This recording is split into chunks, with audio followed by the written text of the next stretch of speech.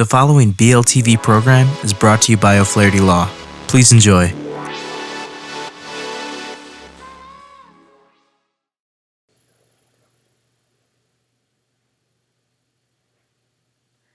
Hi, this is Heather Jones. I'm a family law attorney with O'Flaherty Law, and today we're going to do a how-to video for filling out a response and counterclaim if you've been served with a petition for divorce in the state of Wisconsin. It's Form FA-4113V, and I've got it up on the screen here. We'll go through it in a moment. I'd just like to state that this video is for educational purposes only. It is not legal advice. If you are confused or have a complex case, it's strongly advised that you at least consult with an experienced Wisconsin family law attorney about your matter and make sure that all of your rights are properly represented. But moving forward, we'll just get into the how-to video. There are instructions along the left-hand side of the page. However, sometimes these instructions can be a little confusing.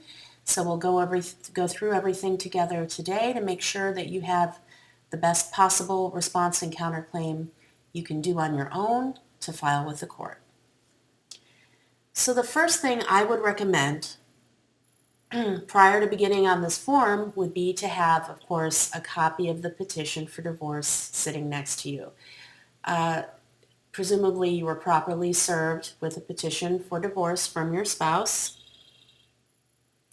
and you should have all of the information sitting next to you, able to access it or refer to a section of the petition when you are preparing your response and counterclaim. So whatever county your spouse filed in is probably the county you're going to want to respond in. You'll put in re the marriage of, and then the name of your spouse who filed for divorce, then your name. Presumably it is for divorce, but if it's a legal separation, you would choose this option. The case number should be on the petition, either in the top right-hand corner or stamped in the same section on the petition, so you would use that same case number because you are responding in that same case. So you'll see a blank area in the top right-hand corner of the form that is for the clerk of courts. Don't put anything there. Don't staple or mess with the document in any way in this top right-hand corner.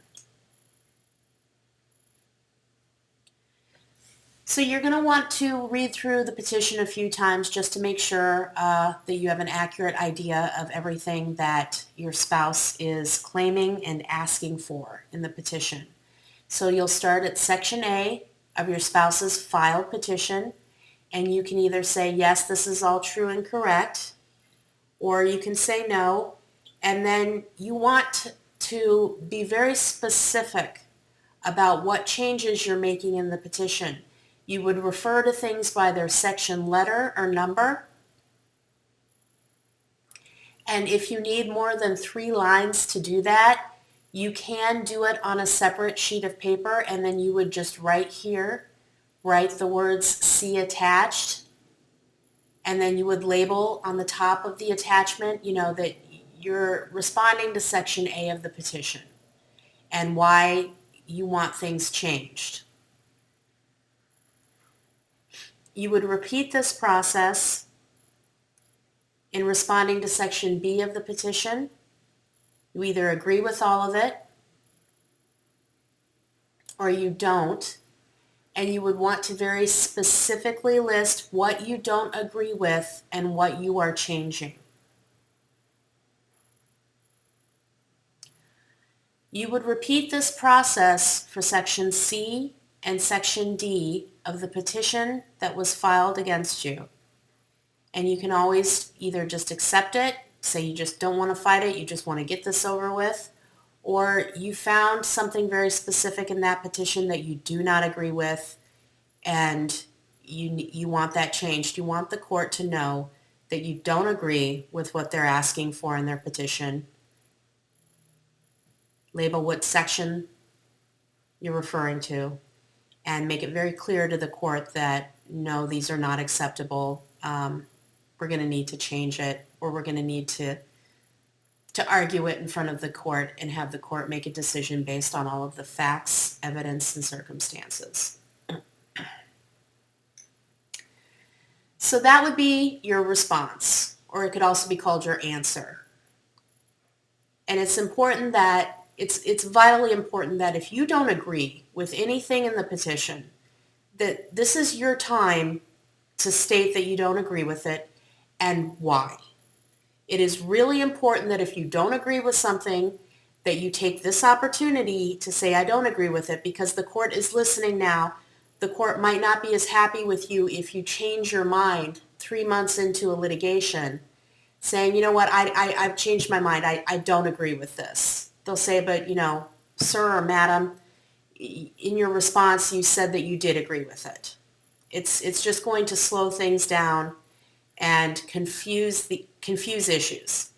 So if you don't agree with something, make it very clear in your response that you don't agree with it, and say why.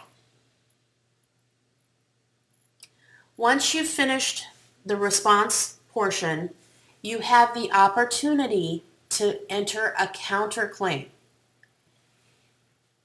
This is your chance to request the following relief from the court. It may be that you don't want a divorce. It may be that you are asking for a legal separation.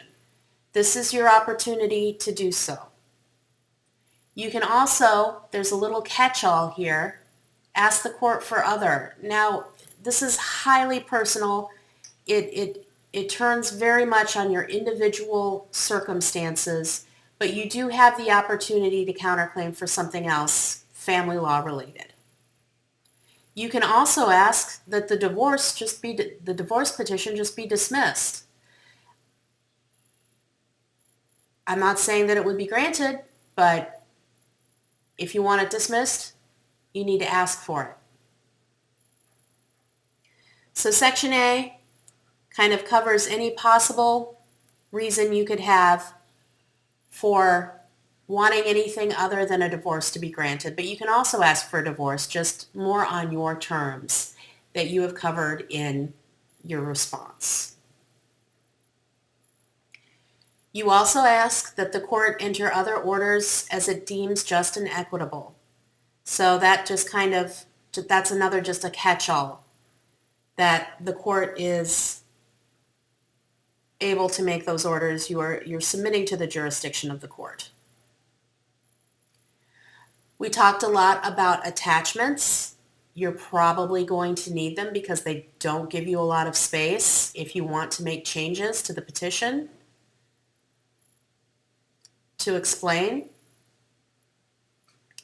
anything that won't fit on these lines should be attached in a separate document and clearly labeled and preferably numbered, the pages, so that when you are having your initial appearance, or if you're litigating the divorce and you have to go back and refer to these documents, everybody can find things easily. And every single form that you can find on the Wisconsin Government Court website, they all say, don't modify the form. It may be supplemented with additional material. You can add as many pages as you need, but don't alter this form because it is formatted in a way that is acceptable for filing on the Wisconsin e-file system. And if you alter the form, you might have to just start all over again. So this is a generic form. It doesn't say it's a response and counterclaim for someone with minor children. If you don't have minor children, you can just sign it. If you do, you have to wait and sign it in front of a notary public. You can go all the way up to this point and then it says stop. If you don't have children, you can go ahead and sign. If you do have children, you need to go find a notary to watch you sign and stamp it for you. A good place to find a free notary, if you have an account at a major bank like Chase, you just make an appointment. They will notarize the document for you for free. Otherwise, usually there's someone at the UPS store. You can do it for $5. It's fairly easy to find a notary. It's just taking the time out of your day to walk it in there and sign it in front of them. So again, I think one more reminder is warranted here. If you don't like something in the petition, now is the time to say it. And even if it seems like a little thing or a petty thing, you want to preserve the fact that you don't agree with it. Just put in the changes. Don't worry so much about whether or not it's going to be fought over. If it's something that you want, if it's something that you disagree with and you want changed, now is the time for you to say so in writing to the court. And maybe later on in the divorce, you might change your mind and say, okay, fine, go ahead and do that. But right now, if there's something in the petition that you disagree with or that you want changed, preserve it. Put it in this document. Get it filed with the court. Make sure your rights are properly represented. And again, if you think it's going to be a contentious divorce with a lot of moving pieces, it is in your best interest to consult with an attorney about the issues related to your divorce. At the very least, at least you would have spoken with an attorney about it. So if you'd like to learn more about divorce in Wisconsin, you can definitely visit our page. It's linked below. And be sure to leave any questions you have in the comments section and subscribe for more legal content daily. But once again, that's Form FA4113V, the Response and Counterclaim form that you would use if you have been served with a petition for divorce in the state of Wisconsin. Thank you so much for watching, and I hope that the case resolves itself in the best possible result for you. Hi again, this is Kevin O'Flaherty from O'Flaherty Law. I hope you enjoyed the video and podcast. If you did, I'd love it if you'd subscribe to our channel. If you need legal help in this or any other area of law, please don't hesitate to reach out to schedule a consultation. Most consultations are free and can be conducted remotely if you'd like. You can email us, book online, or call us at 414-253-2080. That's 414-253-2080. We have many locations for your convenience and we serve all of Wisconsin. Thanks again for watching.